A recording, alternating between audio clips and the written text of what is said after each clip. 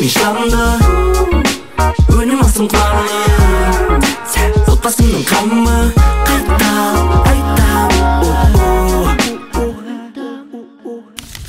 Бұл Құнар Плюс жобасы аясында 3 миллион 515 мың теңге құны бар берілген мал арқылы отбасылардың 5 жыл ішінде қанша табыс таба алатыны жөніндегі шамамен есеп.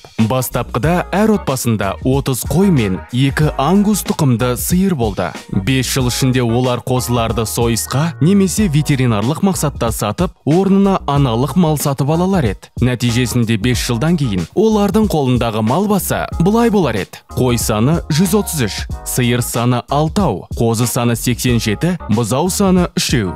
Бұл малды сатқан жағдайда 5 жылда 27 миллион 540 мың 144 теңге табыс табуға болады. Егер бұл табысты айлық жалақымен салыстырсақ, бұл айына 459 мың 2 теңге деген сөз. Ал егер отбасы бастапқы қаржыны малдың орнына депозитке салғанда, сондай табыс табу үшін депозиттік мөлшерлеме кем дегенде 42% болуы қажет еді.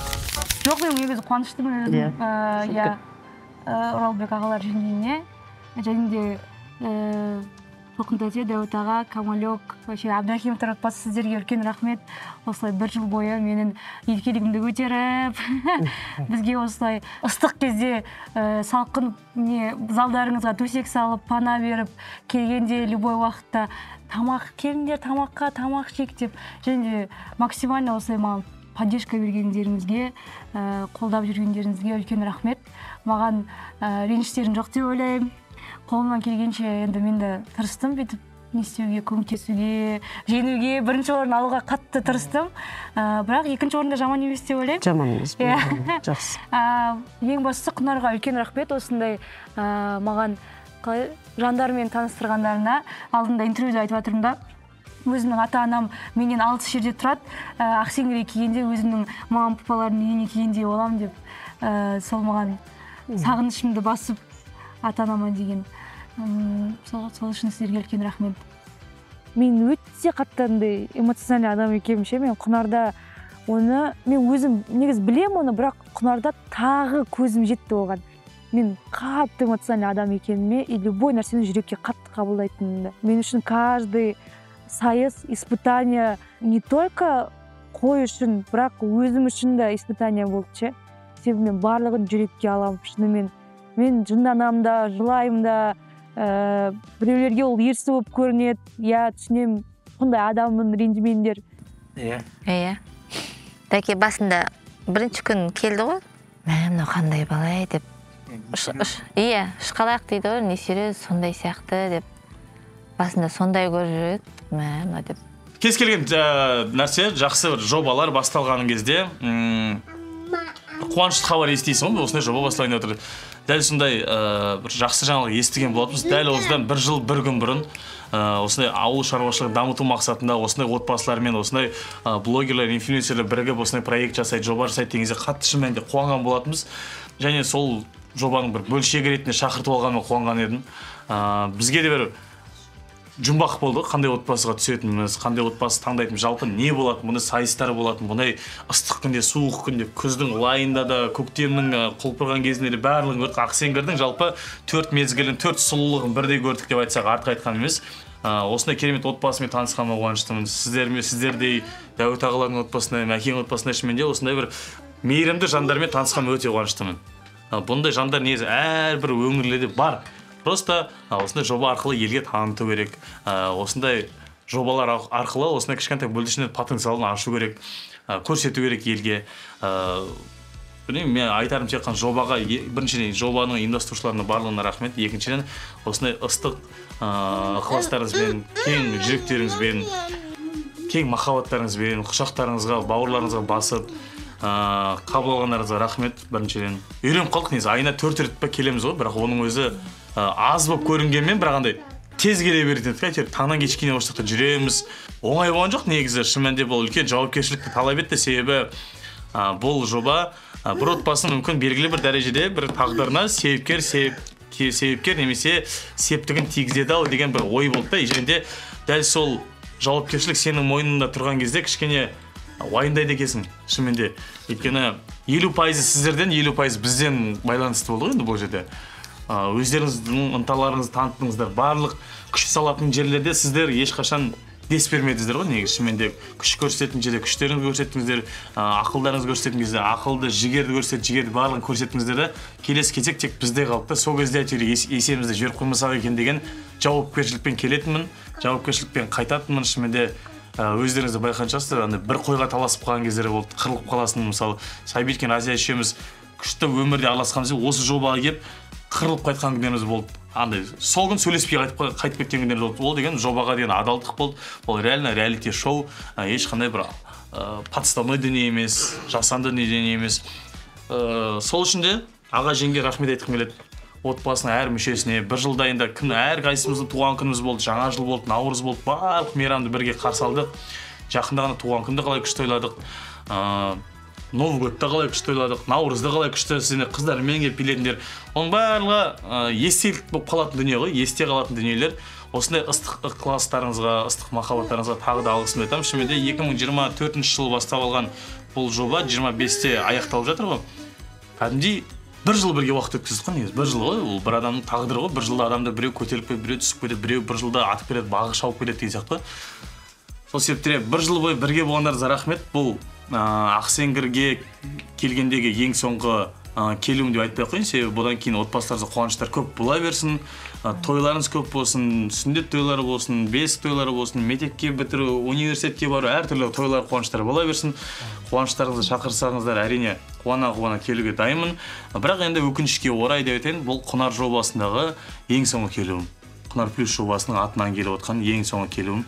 Шынымен де бұл жоба таңғы сағат 4-те 5-те келетін еді ғой.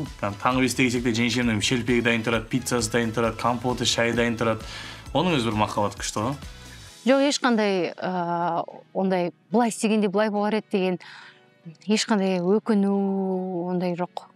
Бәрі әділ болды деп ойлаймын. Қан адам ұтты. Кім қай сайыста күштірек болды, сол ұтты. Я кейбір сайыстарда кому повезет болған сайыстар болды. Бәрі Алланың қалауымен ұтатын отбасы ұтты деп ойлаймын. Маған нағыз ұнап тұр деп Азияға көрсетеді ғой. Тура дауысын келтіресің. Маған ұнап тұр. Жақсы қыз сияқты. Деп. Азия. Мен қалың еметтен жатыр. Сен алып жер дейді.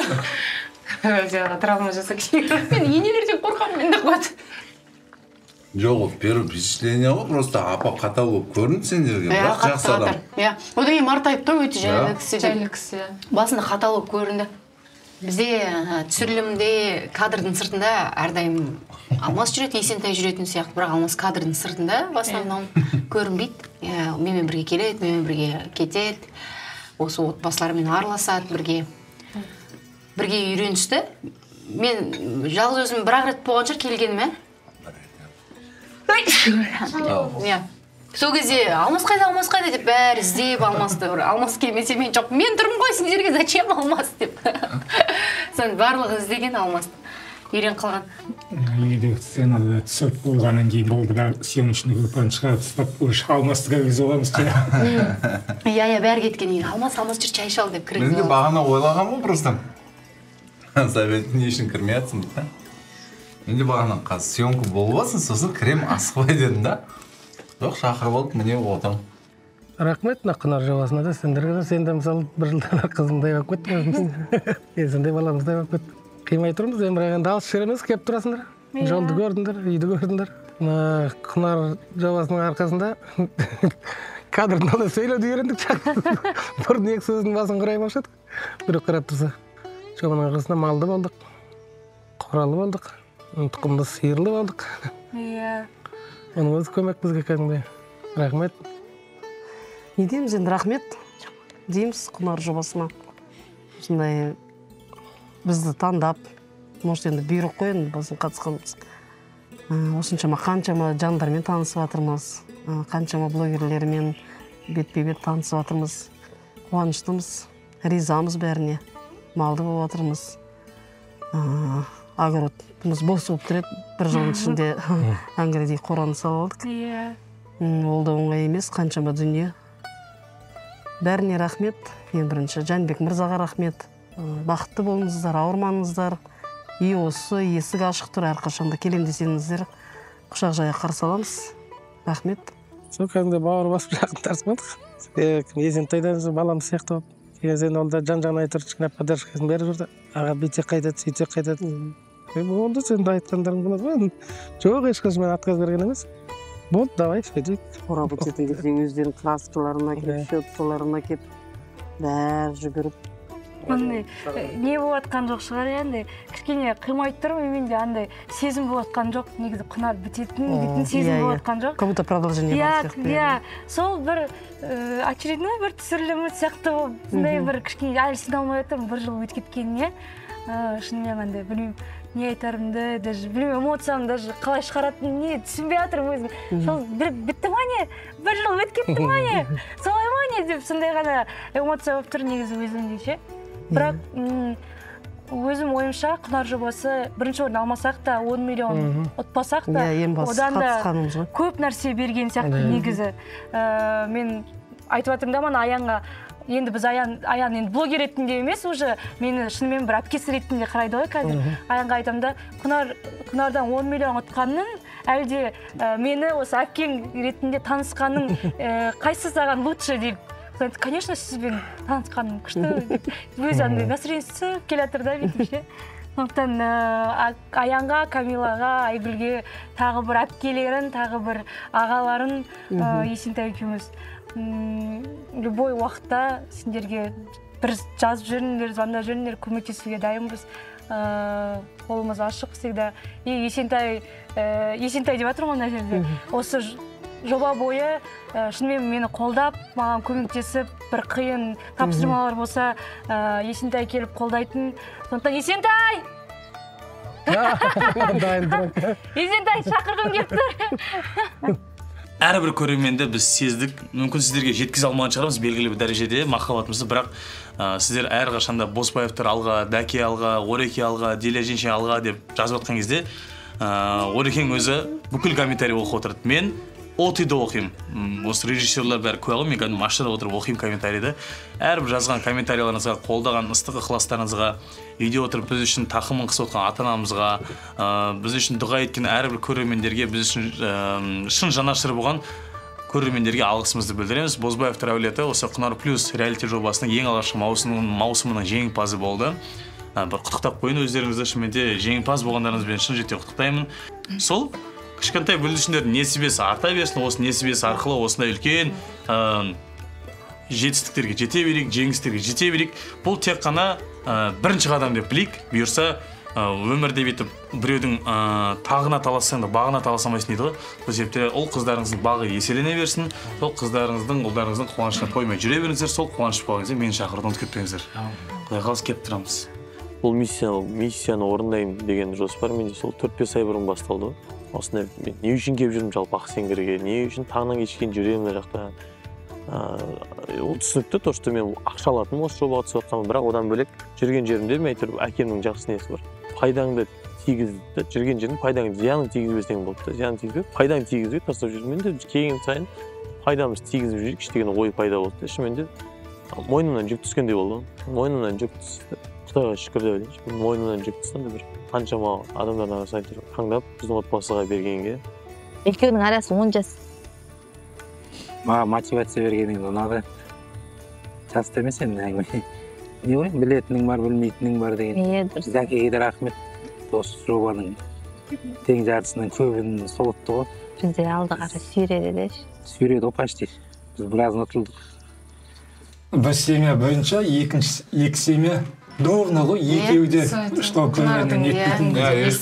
Ешкім андай өкпелік болған. Реніш жоқ. 57 қой болып қалдық қой. 57 қой болып қалдық отбасылармен. Разиялардың да отбасы қатты қуанды, біздер де қатты қуандық. Қаншама жетістік қой, жету.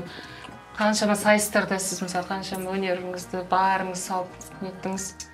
Қазақстанда бүкіл келіндер сізден үлгі алады шығар. Қалада тұрып, ауылдың бірталай тірлігіне араласып, байқап, біліп, өзіңіз сынадыңыз екі есе. Үлгі алуға болады. Қаншама тірліктер көзіміз көріп отыр. Ризамыз, рахмет дейміз сізге. Бізбен бірге қуанып, бізбен бірге жылайды бұл кісі. Ұтқан күні бәріміз ұттық деп қуанамыз ұтылған күні. ой ничего деп алмасаға нетіп қояды, жоғалтып қояды бәрімізді. Жалпы жақсы қылды. Қоған әлі бастай алмай жүрдік қой. Енді міне бастаймыз деп фундаментін құйып атқан кезде бір выпуск шықты. Постоянно выпусқты қарап отырып, астында комментарийларын оқып отыратын бір жігіт атын ұмытып қалдым. Өтен Қытайдан келген қазақ сияқты атына қарасам жазып қойыпты. Кейін көресіңдер мына Мадияр бүкіл малды қырып алады деп.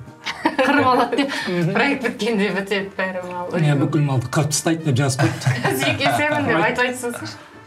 Айтқанын айта берсін, елдің сөзімен жүрмеймін дедім. Айтпай, 30 қой мал піс болды, 2 сиыр 4 болды. Иә. Шүкір.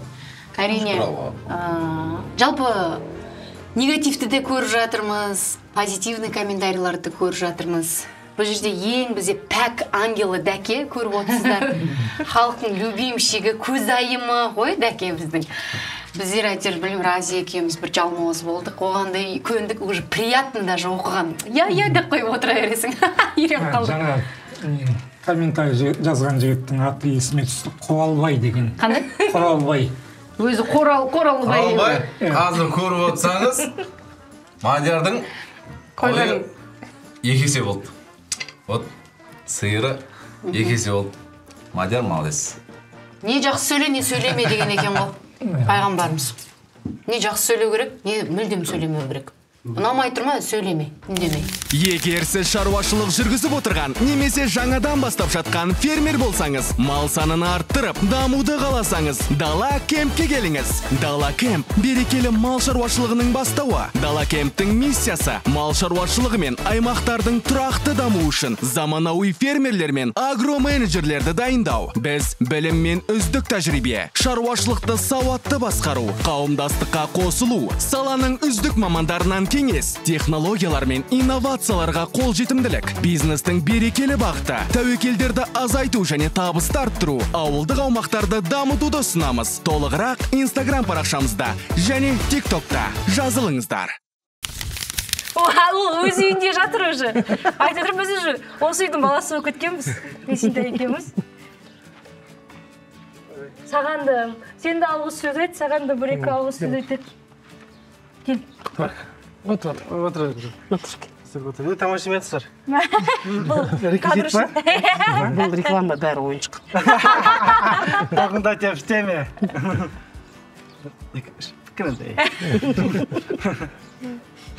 Проект аяқталды, 1 жыл ғой, жаңа естіп отырмын тоже. 1 жылдың ішінде не болмады, Қырылдықта, жыладықта дейсің. Шынымен де, енді отбасы неше түрлі күштен құралған бір жиын ғой. Толқын тәте неше түрлі дәм тамақтар пісіреді, қонақжайлығымен. Дәует ағаның қолынан не келмейді. Дәует аға қолыңыз алтын ғой сіздің. Камелек бар. Камелектің ұйқынан тұрғаны уже жеңіс қой бізге. Ең басында естеріңіз де ме? Келеміз, Камелек ұйықтап отырады. Ал қазір таңғы 5-те 6-та келеміз, Камелек ояу уже. Не істеп жатыр, не қыламыз деп сразу қарсылап алады. Мен де ойлап отырмын, ертең мысалы жаңағы соңғы фесте бір кездесек, одан кейін бір-бірімізді көреміз ба, көрмейміз ба? Сендер де оларда жаңағы постоянно неде жүрген адамдар. Біз енді ауылымыз жұмыста болғаннан кейін ешқайда шыға алмаймыз, малымыз бар, не бар. Енді арнайы бір шақырып бір-бірімізді нетпесек, абылай көп сыртқа шыға алмаймыз. Кімдерді, радиоларда мысалы сендер сондай жұмыстарың бар, шақыра берген келе алмайсың. Одан кейін енді қалай енді көрсеміз ба, көріспейміз ба деп. Енді алда тойлар болады, бала үйленеді. Шақырайық тойға келіңдер. Өздеріңді үйлеңдер, бір шөрлі болыңдар. Проект аяқталғаннан бір жағынан қуаныштымын. Бір жағынан көңіл күйім кішкене түсіп тұрады. Сіздер сағынып тұрамыз. Келіп тұрайық. Жақын жер келіп тұрамыз, араласып тұрамыз. Алматы дейін отырамыз. Бұл проект бізге көп нәрсе берді. Бір-бірімізді берді. Бірімізді танымдық. Сіздерден көп нәрсе үйрендік. Енді Алла қаласа біз қартайғанда сіз сияқты отырайық. Дәуетаға, көкінді тегін сияқты отырайық. Разия екеуміз. Үлгі болыңыздар. Шынымен де, андай ғой, шындар кетіңдер, неқті күштәңі болыңдар. Біздер Разия екеуміз, всегда өз өмірімізде неше түрлі заттар ойлап табамыз да. Кейбіреулер ойлайды, не істейсіңдер, не керек сіздерге, нағып оны істейсіңдер деп. Бір жылдың ішінде сіздер бір-бірінен де отказ бермей дедіңіздер да. Давай қораны розовый қойып, давай розовый қойып. Я Камилек, бәріңіз келдіңдер мына қораны. Давайте КВН ойнайық. Давай КВН ойнаймыз. Любой нәрсені айтқан сөздерімізді жерге қалдырмай, наоборот, өздеріңізді қосып, сөйтіп біз бір команда бола білдік. Қазір екінші орын алдық. Ол екінші орын алуы да өзі күш. Дәкен отбасы енді жаңа айтып тұрмын ғой. Оралбек аға да өзінің кішкентай бөпелері бар. Неше? Әлі үш кішкентай, иә? Үш кішкентай. Балалардың бәрі кішкентай. Балалардың бәрі кішкентай. Ең үлкені. Камилек сен кішкентай, иә? Сима құрдас болды. Ең үлкен қыз. Ой, 9-ға көшті ғой. 9-ға көшті. Ең үлкені. Ең кішкентай балалары. Енді Алланың берген несібесі ғой. Оларға бір кішкене поддержка ретінде ешкімді ренжітпейді деп ойлаймын. Иә, негізі мен Дәуіт аға қарап тұрмын. Дәуіт ағаның да көзі кішкене андай мөлдіреп тұр ше. Толқын апамды жылағысы келіп, ана жаққа қараймын. Камиланың күні бойы настроениесі болған жоқ Камиланың. Күні бойы андай қабағы бүйтіп жүрді. Айтады ғой, мен каждый түсірілім бүгін келіп түсіреді деген кезде таңертең оянып күтемін сендерді деп. И мен көріп тұрмын да, біздің отбасының андай түрінен көрініп тұр ғой. Қимай тұрғаны ше. Сен уже біздің даже түрің, как сказать, бәрі айтады ғой, типа, даже внешне түріңмен ұқсайсың, сол отбасының баласы сияқтысың деп. Дәуіт ағалар да айтып жатыр, сен уже біздің үйдің қызы сияқтысың деп. Сондықтан да көздері мөлдіреп тұрап тұрды. Рахмет, ұйымдастырып жатқан Құнар Плюске рахмет. Бәрілеріне рахмет айтам, үлкен-үлкен. Дәкеге де рахмет саған. Қасымызда жүрдің бір жыл бойы. Көмектестің. Алла разы болсын. Рахмет үлкен. Болды. Кешем айтар бар жақта. Иә.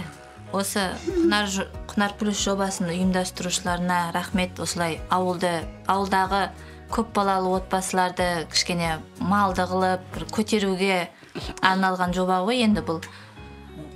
Солай ауылдағы көп балалы отбасыларды, мысалы, көп балалы болғаннан кейін ол кейбіреулерінің мал алуға шамасы болмайтын, мысалы, бала шаған киімінен, тамағынан дегендей. Сондай отбасыларға көмектескеніне шын көңілден рахмет айтам осы жобаның ұйымдастырушыларына. Жақсы жоба, халыққа берері көп. Кадрдың артында жүрген бүкіл балдарға рахмет. Қаншама балдар жүр еңбек етіп. Дәке айтпақшы, күннің суығында да, ыстығында да, балшықты да көрді бұл балдар. Сол Дәке, саған ерекше алғысымыз бар енді отбасымыздың атынан. Осылай бізді алдыға қарай сүйреп, осы жобадан бірінші орын алайықшы, осы балдардың несібесі болсыншы деп бізді алдыға қарай сүйрегеніңе көп рахмет. Саған жұмысыңна табыс тілеймін. Ата-анаңның алдында аман бол. Өзіңнің армандаған армандарыңа жете бер. Біз соның куәсі болып жүре берейік. Тек жақсы күндеріңнің ғана куәсі болайық сенің. Осы кезге дейін де бірақ рахмет. Саған әйтеуір әр концертте жүргізгеніңде шақырып, сол жақсы күндеріңнің куәсі болғанымыз ғой. Енді бұдан да жақсы күндерің көп болсын. Осы балдарымыздың болашағына көп үлесіңді қостың енді бұйыртса. Сол енді біз осы Ақсеңгірде де бір үйім бар еді, бір отбасым бар еді деп келіп тұр. Бұйыртса әр қуанышымызда сені шақырамыз, сені ешқашан ұмытпаймыз. Ұмытпеңдер. Сол енді көп рахмет, бәріне көп рахмет. Мынандай сезімді баяда мектеп бітірген кезде неткем. Қиынбастық қойған осы. Сондай болып чувство. Жақсы әр проектті мысалға әр түсірілімде былай қарасаң, осы үш отбасының үйіне біз бір отбасының мүшесі болып, әр үйге, любой үйге кіріп, шыны керек, қандай бір сағат съемкадан ұйықтап алатын уақыт болады. Келіп жатып спокойно ұйықтап алып, бір отбасы мүшесі болып сезіндік өз-өзіміз. Сіздерге рахмет осы үшін. Бір андай Ақсеңгір ауылына кеп бір білеміз, үш үйіміз бар, любой үйге кіреміз, и любой үй қарсы алып алады бізді. Соған сіздерге үлкен рахмет. Сіздерге де рахмет, бізді жатырқамай, қарапайым өте қарапайым жансыздар ғой. Өмір деген блогерларды сырттан көргенде ой анау тәкаппар, анау мындай, анадан анау бар болса андай көрінеді деп айтады. Шын мәнінде араласып білмей адам сыртынан айтуға болмайды. Мен айтар едім, бұл кісілер қанша белестерді бағындырып жүрсе де өте жаны қарапайым, түсінігі мол адамдар деп білемін. Араласып көру керек бұл кісілермен де. Рахмет.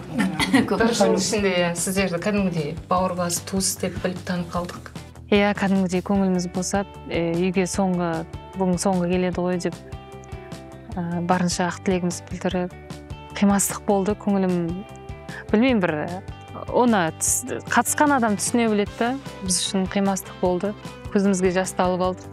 Жақсы отбасы қалмасаға екеуі үлгі аларлықтай жомарт отбасы дейміз біз Мадияр екеуміз. Ол кісілер қаншама жақсылығын көрдік. Мен де құрметті көрермендер, барлықтарыңа сәлем. Мен Құнардың полный выпускысында кадрда алмасам да, көздерінің алдарында болсын, бір кадрдың артында әрқашан жүрем. И маған ең қиыны болғанын Разия бір жарыста өнер көрсетіп жатқаны. Жарысып жатқаны. Иә, өйткені андай тұрасында былай атылып кетеді. Разия қарасаң, давай так, қателесіп қалды. Осылай. Ол ең қиыны сол камера артында тұрып қарап тұрған шығар. Былай жетіп кәдімгідей айтқың келіп отырады, көмектескің келіп отырады. Бір айтып қойшы, бір әріп шықса аузынан бәттан ұрысып қалып болады. Реально тез өтіп. Кеше ғана бірінші съемканы бастап жүредік. Иә. Кадрларда қойса болады ғой. Аян ең басында қандай болды? Кішкентай. Мынандай. Кішкентай. Қазір өсіп кеткен. Қазір бауыр мужик болып кетті ғой. Біздің жағымызда жүріп әңгімесін айтып. Негізі ұтам деген нәрсе ойлап жүресің ғой, бірақ ол нәрсе қиын екенін түсінесің да. Өйткені жақта барлық шынайы ғой, реалити шоуда бұл жақта реально қанша ойнайды, жүгіреді, сайыстар қатысады, сайыстан кейін қаншама ту бар, анауысы бар, мынауысы бар. Әйтеуір соның арасында жүрген кезде бір ұтқым келеді деген ой болады, бірақ оң қой разницамен деген жоқ қой. Қазір сен айтқан соң енді түсініп тұрмын, оң қой деп разницамен етіп ше.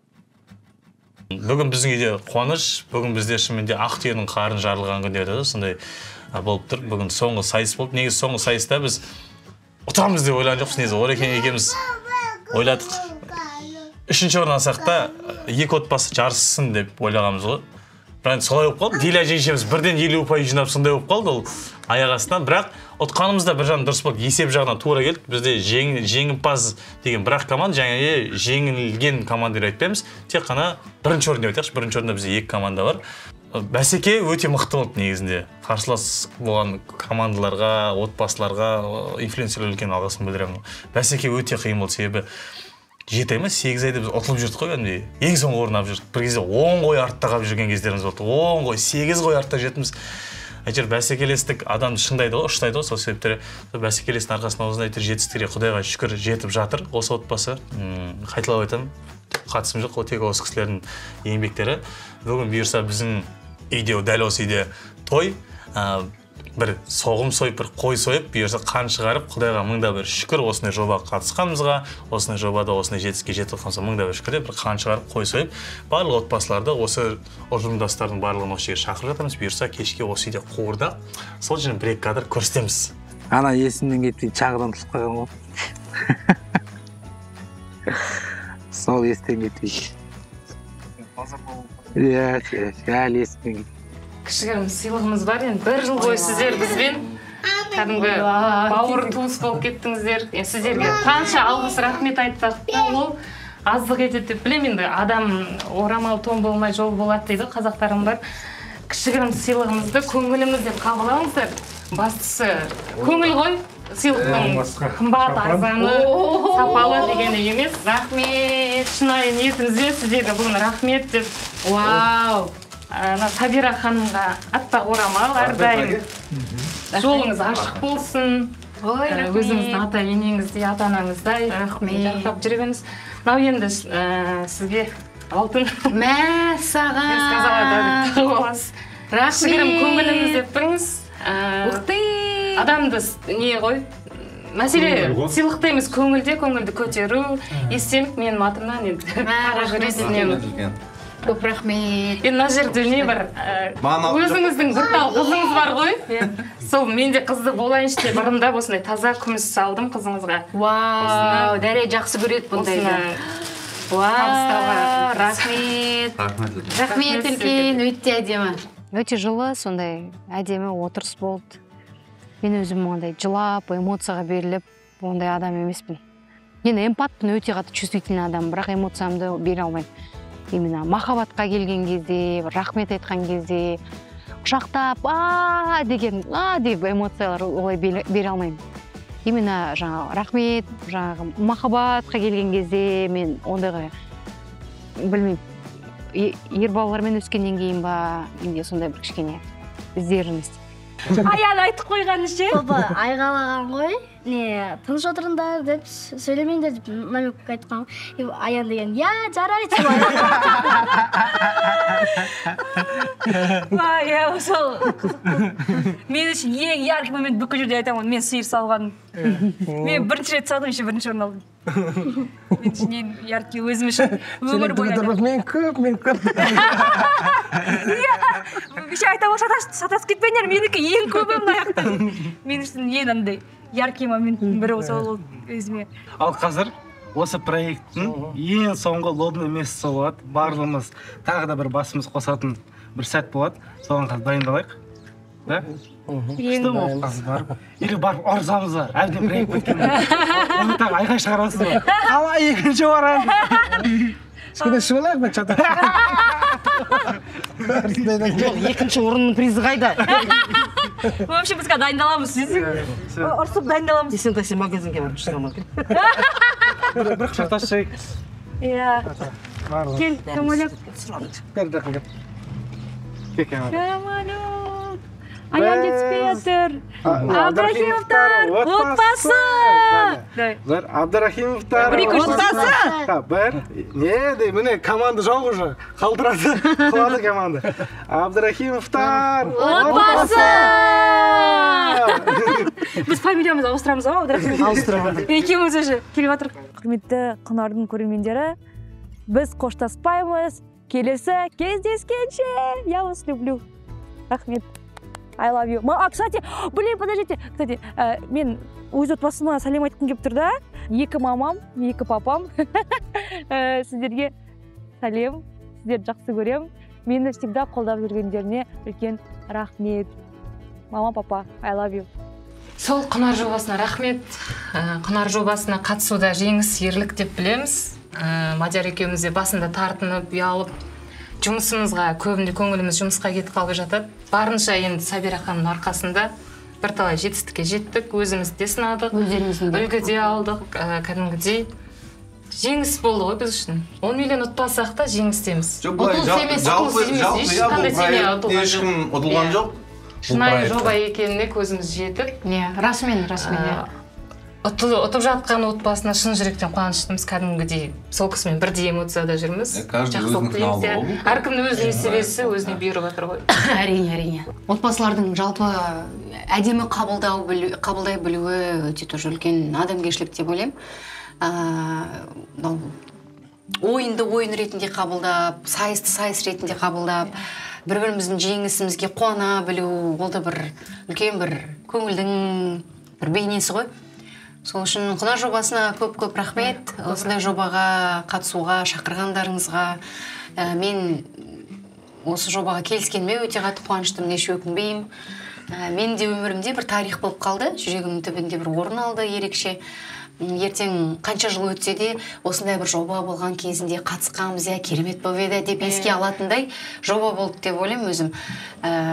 Ауылдың өмірімен таныстық, мен ауыл болмағанын Марта ханым жылап жатыр уже, көңіл шекілмаймыз. Мен андай жылауға сәл қаттыламын деп. Мен жылаймын кішкене басқа нәрселерге дейсің. Қуаныштымыз. Құнардың бар болғанына рахмет осылай. Выпускной сияқты ғой мектептегі. Сонша уақыт бірге оқыдың, былай білесің, что кейінде кездесіп тұратынды, но уже жоба бітті енді. Әйтеуір тек ойын тойларда ғана болмаса басқа уақытта бұрынғыдай міне мынандай күні келеді. Жиі көре бермейміз. Жиі келеді, мынандай күні келеді деген жоқ. Сонда қимастық сезім болады екен. Осы құнар жобасы барысындағы соңғы дастарханымыз десем де болады. Осы отбасында көңілде қуаныш та бар, бір жағынан қаяу да бар, кішкене қалай болды ма не деген сияқты. Бірақ бәрі жақсылығымен болсын.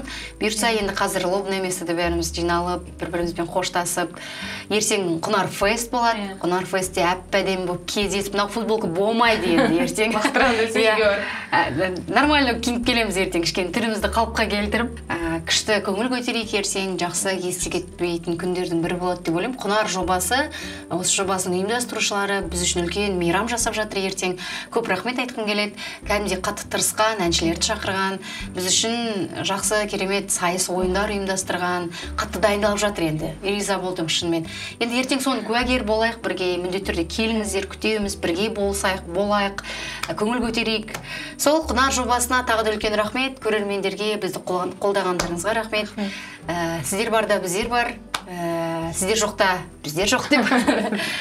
Сол, рахмет үлкен. Құнар жобасы One Love. Болды енді, келмейміз. Кішкене андай көңілің болсайды екен, ондай неге.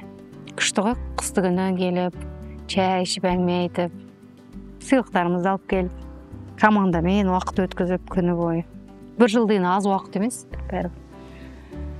Кішкене қиындау енді шыны керек. Бірақ Марта мен Мадияр ағаға үлкен рахмет, үлкен алғыс. Мені өз отбасының мүшесіндей қабылдағанына алғысым шексіз. Көп рахмет сіздерге.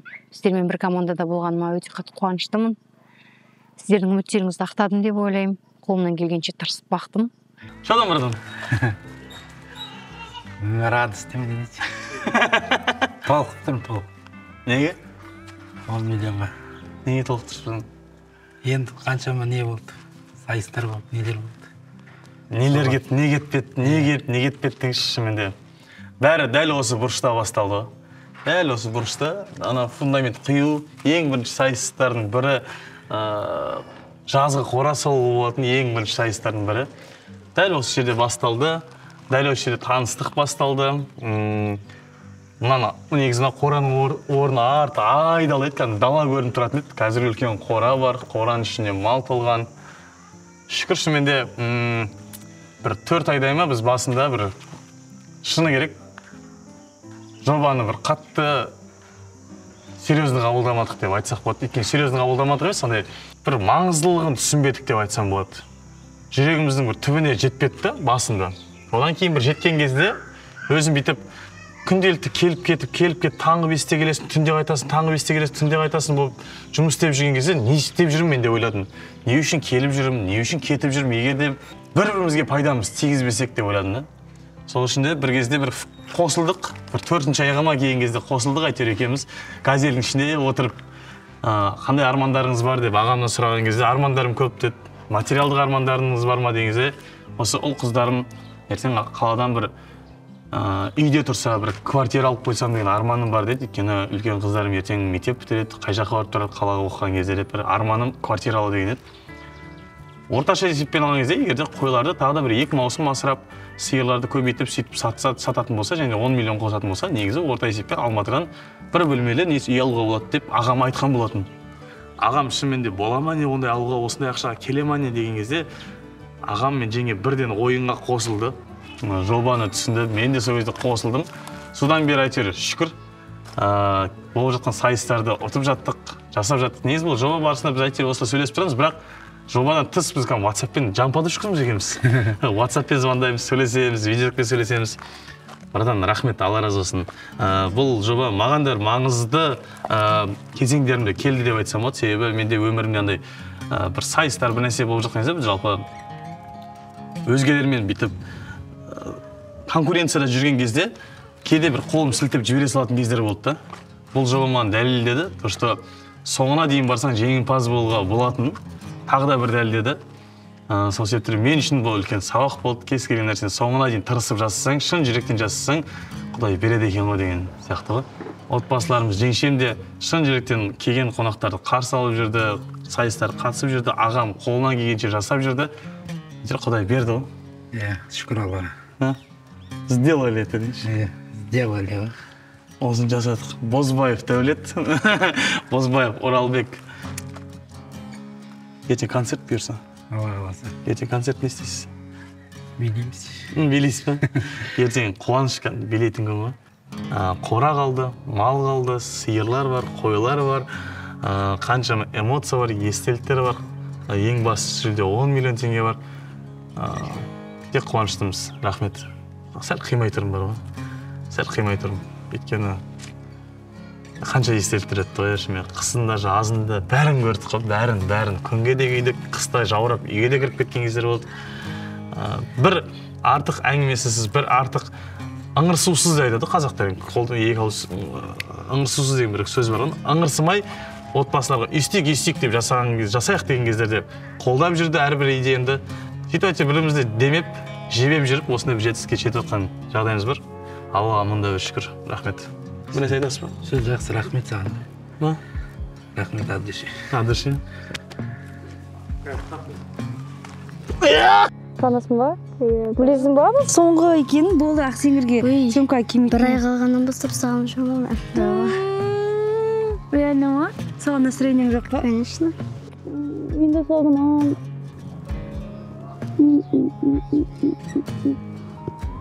Мен уже съемкам болып кеттім ғой, білесің ба? Білесің ба? Келіп жастыр, ә? Келіп тұрмыз, бірақ съемкаға уже келмейміз. Енді ретко келіп тұрмыз. Әркімнің жұмысы бар. Басқа да съемкалар бар. Камалек, мен сені уже әпкем болып кеттім ғой, ә? Бір жылда. Егер бір проблемаларым болса, номерім білесің ғой, маған смело жаза бересің. Бір просьбаң болса, бір совет керек болса, шынымен ұялмай жазасың. Хорошо? Обещаешь? Обещаешь? Тек шығысымыз. Сағынасың ба мені точно?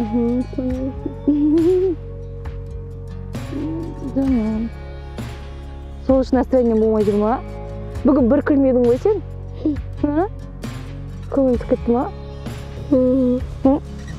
Ужон. Все, так что маған смело жаз, любой нәрсе көмек болса, любой совет болса, любой сұрақ болса, смело жаз. Ұялмай. Мен сенің үлкен әпкеммін уже. Реально, екеуміз қандай жоқ ұқсаймыз? Да? Стол жинап тастайық. Күшті болып. Бәрі тынышталып қалғаны ше? Осымен бір жылдық Құнар жобамыздың ең соңғы жиналысына келдік. Құрметті отбасылар, бір жыл бойы бізбен бірге болғандарыңызға рахмет, және бір жыл бойы бір-бірімізбен осылай әдемі жарысып, сайысып, достығымыз, бір-бірімізге деген ықыластығымыз, сыйластығымыз барлығы артқанына қатты қуаныштымын. Ең соңғы жиналысқа қош келдіңіздер. Біз қазір Дәуіт ағаның жұмысында отырмыз. Дәуіт аға бүйтіп сразу үстіне жатса. Бүйтсе, қашындар. Бізде енді соңғы жиналысты осылай әдемі атмосферада өткізейін деп шештік. Барлығымыз міне балалар да артта бар екен. Қалайсыңдар балалар? Қалайсыңдар балалар? Молодцы. Күшті. Осында жиналысты. Енді бұл ең соңғы жиналыс болғаннан кейін бір жыл бойы не істедік, соның барлығын айтпас бұрын осы шығарылымдағы нәтижелерді айтып кетейік. Бұл шығарылымда бізде толағай жарысы болды. Бірінші орын алған Дәкенің отбасы. Бесспорный выигрыш, бесспорный. Екінші орын алған Разия және Абдрахимовтар отбасы. Және үшінші орын алған Сәбиткен және Бутешев. Тамаша. Ешкім қол жеткізе алмайтын болды. Бұл шығарылымнан кейін есепті келген кезде үшінші орын жоқ болып тұр, өте керемет. Үшінші орынды мен ағала салайшы. Үшінші орынға 2 миллион деді ме, қанша деді? Өзіңіздің ақша бөлбасы. Үшінші орын болмады, сонымен 58 қоймен, қателеспесем, 59 ба? 57 қоймен. 58 де берекші, бір қойды. Бір қойды артық бердік ал. 58 қоймен, және 1048 ба, қаншаға? 277 дейді. 67 немесе 68 қойма, сондай, Сондай қоймен осы біздің сайысымыз, реалити шоуымыз аяқталды. Осыған дейін біз санадық 38 сайыс болған екен. Осыған дейін. Жалпы блогерлік, отбасылық барлық сайысты қосқанда сол 38 сайыстың 11-ін Сабиркин жеңген екен. Сабиркин және Сабиркиннің отбасы. Почти 50% деп андай процент. 13 ойынды бізде Разия және Абдрахимовтар отбасы жеңген екен. Және алғаш бірінші орында 14 ойынды жеңген Дәке және Бөтеш. Бұл жерде енді кейбір сайыстарда бір қой, екі қой деген бар, жаңа карточкалар, біреуде көбірек төлдеді, біреуге бір нәрсе үшін көбірек қой берілді деген сияқты сондай нәрселер арқылы, былайынан негізі сайысқандарыңыз бәріңіз 10-нан асқансыздар, керемет, 11, 13, 14 деген. Өте, яғни бұл жобаның барынша интригасы соңғы шығарылымға дейін болды деген сөз. Жыл бойы осы жобада бірге болғандарыңызға көп рахмет. Барлығыңызға өзім жүргізуші ретінде айтайын, барлығыңызға қатты бауыр бастым. Бауыр бастым. Мен енді басында келген кезде жүргізуші болғаныма қатты қуанғам. Күшті ғой, жарыспайсың, ешкімге бет тырныспайсың деп. Бірақ енді бір-екі сайыстардан да беріліп кетеді екенсінен мен де жарысым кеп. Сосын әр отбасыға, әр отбасының мүшелеріне алғысын білдіргім келеді. Өйткені мен, мысалы үшін Сабиркин өзінің отбасында көбірек болса, Разия өзінің отбасында көбірек болады. Мен барлық отбасыда туда-суда жүре беремін, барлық жерде аңсаған ана бұрышта ұйықтап жатырмын. Барлық үйде өзімнің үйінде жүргеніме қатты қуаныштымын. Сосын біз енді көп болған ауылға бармағанымызға, осындай ауылда жүруді, ауылға деген мен ауылға деп айтсашы, сол ғана жетпейді. Ауылға деген сағынышты басып, біздің туысқанымыз сияқты болып кеткен барша отбасы мүшелеріне алғысымызды білдіреміз. Аңсағанға рахмет, күшті жүргізуші болды. Микрофоныма. Аңсағанды мойындадық енді. Басында өзім іштен, ой, аңсағанды ауыстырып тастаңдаршы деп әзілдеушек. Бұл жол мойындадық енді аңсаған. Өте жақсы, керемет. Мен саған бір плюсыңды айта кетейін. Бір плюсыңды айтыңыз. Бір плюс. Таптыңыз ба сонда? Жылда бір плюс па? Плюстарың өте көп, бірақ мен сенің бір үлкен плюсыңды айтайыншы. Үлкен плюсың, сен өте сабырлысың. Бұл ер адамға өте керемет қасиет деп ойлаймын. Сен көп жерде мысалға біз анау бір-бірімізбен қырылысу барысында бір сөз бермей, жоқ андаймын де, сол кезде сабырлық танытып, тоқтаңдар деп, өзің эмоцияға берілмей, бізді тынышталдырып отырдың. Сол үшін саған 1000 алғыс. Ой, рахмет. Молодец, аңсаған топ. Рахмет. Бір А4 сіз жүргізіп шықтым жыл бойы, мысалы. Молодец. Сол А4 бермеген басшылыққа айтқым келіп тұр, деп наразылық айтып кетсем. Енді бұл енді шығарылым жобамыздың соңы болғандықтан бұл жерде енді қылмаймыз. Тек ыстық лебіздеріміз. Неменеге қылмаймыз? Ең алғаш Құнар жобасының ұйымдастырушыларына 1000 алғыс айтқым келеді. Осы жобаның бір мүшесін болуға шақырғандар үшін. Және де мынау от бетімізге ұрып жатыр. Оған да рахмет десең. Отбасыларға 1000 алғыс. Бір жыл бойы бір отбасы болдық. Үйлеріңізден дәм татып, әрдайым чайларыңызды қойып, тамақтарыңызды істеп дайындап, күтіп отырасыздар бізді. Өте қуаныштымыз сіздермен таныс болғанымызға, жобаның бір мүшесі болғанымызға. Басында да айтып жүрдім, қазірде айтқым келіп тұр. Отылған отбасы жоқ, тек олжалы отбасы бар. Үшеуіңізде 3 отбасы да олжалы деп ойлаймын. Алғысым шексіз, аңсаған саған отдельно алғыс. Мен неге шынымды айтсам, осы соңғы выпусктарда көңіл аудара бастадым да сенің жүргізгеніңе. Енді деп айтпай қойшы, жартысына келгеннен бастап, мен аңсаған молодец, өте жақсы жүргізеді екен деп. Басында сен жүргізгеніңді түсінбей жүрдім. Мен әзілдерің қалай деп. Қалай деп. Қазір үйреніп алдым сен әзілдеріңе, бірге қосылып жынды болатын болдым. Сол аңсаған саған негізі жүргізушінің таңдаған кезде дөп түстіңіздер деп ойлаймын. Әр отбасы тырысты, картинаның сыртынан, мынау сіз көріп отқан, YouTube-тан көрген картинаның сыртынан ғана қарап отырсыздар. Ішкі картинаны сіздер білмейсіздер, көрмедіңіздер, бірақ іште өте бір-біріне деген сыйластығы бар. Бір-бірі үшін уайымдап, жағы ұтылып жатса, ничего, келесіде ұтасың деп бір-бірімізге қолдау көрсетіп, бір ешқандай қызғаныш, көре алмаушылық болған жоқ ешқайсымызда. Бір-бірімізді қолдап, қуанып, бір-біріміздің жетістіктерімізге солай отырдық, дос болып, бірде-бір рет ренжісіп бір-бірімізбен бір ешқандай өкпе болған жоқ. Осы күнге дейін бір күнде бір сағатта ондай болған жоқ. Білмеймін енді бүйтіп сөз тартыс кезінде көрініп қалуы мүмкін, бір-бірін көре алмай, бір-бірінің жетістігін қызғанып жатыр деген сияқты. Бірақ ішкі картинада Разия да, Дәке де, біз де бір-бірімізге өте достығымызға адал болдық, отбасыларымызға адал болдық. қолымыздан келгенше қолдауды көрсеттік. Разияның бұл жерде айтқым келіп тұрған, рахмет Дәке мен Разияға айтқым келеді. Бұл жолы бұл кісілермен біз осы проектке дейін былай танитын біз өмірде көріскен кезде сәлем деп қал жағдай сұрасамыз болды. Бірақ бір проектте 1 жыл болды жұмыс істегеніме мен Разия туралы мақтағым келіп тұр, шыны керек. Өйткені өздеріңіз білесіздер, Разия бір рет бір үлкен хейтқа қалған кезде біраз уайымдап қалды. Мен сол кезде ойлайтын, дұрыс сөйлемепті негізі, қате айтып қойыпты, негізі өте қиын болыпты деп. Қазір 1 жыл бойы мен жинаған көзқарасымды айтайын, Разияның жүрегі деген, вы не представляете, насколько огромное у нее сердце, насколько Разия деген біз үшін өліп тұрады ғой, ұтылсақ, ничего страшного деп шын көңілімен кәдімгідей, той ұтылып қалдың ба, ну ладно деп өзінің отбасы үшін күресіп жатса да, андай біз үшін уайымдап тұрады. Содан кейін бірде-бір рет мен мысалы болды, 1-2 рет кешіп келген кезде бір қырғи қабақ көрсеткен жоқ қой маған, андай неге кешіктің, неге біз сені күттік деген сияқты. Әрдайым күліп, жүзі жарқын болып, бәріміз үшін қуанып, бірде-бір адамды жамандағанын көрген емеспін осы уақытқа дейін Разияның. Бірде-бір адамды сырттан өсектегенін көрген емеспін. Достарын бәрін мақтап жүреді. Біреуді көрсең, біреу туралы бір өсек жүрсе, ой, өйтіп айтпаңдаршы, ол негізі мынандай адам, негізі жақсы адам ол, айтпаңдаршы деп кәдімгідей андай нетіп отырады да, сол үшін киіп пісіп отырады. Мен сол кезде көзім жетті. Разия не деген кең пейілді адам. Өзім қатты риза болдым. Ерке, бір нәрсе болса жылап қалады, көңіліне алып қалады. Неге бұлай айтты, неге бүйтті деп. Көңілі ақ. Просто вот Разия, саған алғысым шексіз, осындай адам болғаның үшін. Өте қатты сені жақсы көріп қалдым осы проектте негізі.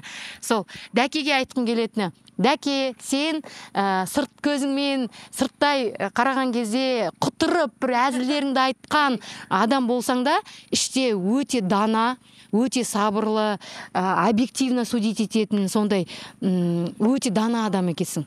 Ақылың деген өте терең. Сен біз енді біраз сөйлесетін уақыттар болып қалып, терең тақырыптарда сөйлестік қойесің де болса, сол кезде сен өзіңнің даналығыңды көрсеттің маған. Сол кезде сен әйел адамдарды қалай сыйлайтыныңды көрсеттің, қыз балаларын қалай сыйлайтыныңды көрсеттің, қыздарға, адамдарға деген қарым-қатынасыңды көрсеттің. Осындай бар Аллах тағала саған беріп жатқан бақты қалай бағалайтыныңды көрсеттің да, мен риза болдым саған. Шыны керек, осыған дейін жай араласып жүрдік қой. Сол кезде мен ойлайтын андай болады ғой, легкомысленный балалар болады ғой, жай әшін әзілдеп кете қояды. Мүлдем олай емес, мен сіздерге айтайын. Дәке бірде-бір рет жаңағыдай, білмеймін, ана болады ғой өзі, тупостьті көрсеткен жоқ та, өзі бір андай шынымен де ақыл терең ақылдылығын көрсетіп, көңілінің тазалығын көрсетті. Мен өте қатты Дәкеге риза болдым. Рахмет айтқым келеді. Жалпы сіздер отбасыларға рахмет айтқым келеді. Дильфуса жеңгеме отдельно рахмет. Менің әпкем сияқты болып кеттіңіз. Маған әпкенің жылулығын бердіңіз. Үйге келген кезде құшақтап алып жібермейді ғой. Қалайсың? Жақсысың ба деп құшақтап алып жібермей мені. Бауырсақ майын жағады ол. Иә. Сол жылулықты сездім. Мартаға барған кезде ол бауырсақ пісірдім, сіз үшін бауырсақ пісірдім деп дайын отырады, шайын дайындап отырады. Мен қазір тамақ ішіп алыңыз, мен қазір келем мектепке барып тез сондай, білмеймін, барлығын қатар алып, бүкіл дүниені мойнына көтеріп жүрген ержүрек кісі деп айтамын Мартаны. Сіздерге үлкен рахмет, Толқын ханым, Дәулет аға, Дәуіт аға, сіздерге білмеймін енді, сіздердің сабырлықтарыңыз, енді действительно жастарыңыздың үлкендігін көрсетіп тұр. Осы жерде ауылда өте сыйлы адамдар екеніңіздерін көрсеттіңіздер. Кез келген жерде талас болып жатса да, үндемейді ғой, екеуі үндемейді. Жастар өздері дейді да, өздерінің статностын көрсеткен кісілер осы кісілер деп ойлаймын. Үйлеріңіздегі тазалыққа мен басын дейдім сіздердің тазалықтарыңызға. Қорадағы тазалыққа мен бар ғой, бірінші келген күні ойладым ғой, қораны жалаған ба, не істеген дедім ғой. Қора мен комнатам таза ғой, шын айтамын. Еме барған кезде, папа, білесіз ба, мама, ана Дәуіт ағалар сондай тазалық жақсы көреді екен. Көзің тоймайды, қорасына кірсеңіз, бір мусор көрмейсің ғой. Не деген сіздердің тазалықтарыңызға, иман тазалықтан басталады дейді ғой. Тазалық иманның жарты бөлігі дейді. Сол үшін сіздердің тазалықтарыңыз, сіздердің жүректеріңіздің тазалығын білдіреді деп ойлаймын. Сол үшін сіздерге де көп рахмет. Әрдайым күліп қарсы аласыздар. Кел, шай іш, тамақ жей деп. қатты бір өзіміздің туған ауылымыздай сезіндік өзімізді. Өте қатты қуаныштымын. Сіздермен бірге командаға үлкен рахмет айтқым келеді. Біздің капризімізді көтерген Абылай, Айназ, сіздерге көп рахмет. Ешқашан бірде-бір уақыт бізге артық сөз айтқан жоқ. Неге бүйттіңіздер, неге сөйттіңіздер деген жоқ. Еркелігімізді, біз айттық, еркелігімізді көтерген Абылай мырзаға, Айназға, Абылай мырза өкіттін. Барлығыңызға, Дастан, барлығыңызға мен үлкен рахметімді айтқым келеді. Және көрінбеген Кукаға да деп андай. Келмей кеткен Кукаға да рахмет. Бізге 38 ойында 37 рет қырылдырған Чинаға да рахмет. Өзі бір ретте келген жоқ ше, бірақ біз қырылдырып отыр, осы ауылдағы семьяны қырап отыр шақта, десек. Аваншпей сөйлейтіндер ғой. Көрінбейтін. Мына кадрдың артында сіздер көрсеңіздер қанша адам жұмыс істеп жатқанын елестете алмайсыздар. Бәрі бір звук үшін, бәрі бір әдемі картина үшін жүгіріп жүр. Сол, көп сөйлеп кеттім. Енді ішімдегі махаббатым жеткізе алмай жатырмын сіздерге. Барлықтарыңызға рахмет. Жақсы көрем. Бір проектте болғаныма қуаныштымын. Сіздерді қимайым. Барлығыңызды құшақтадым.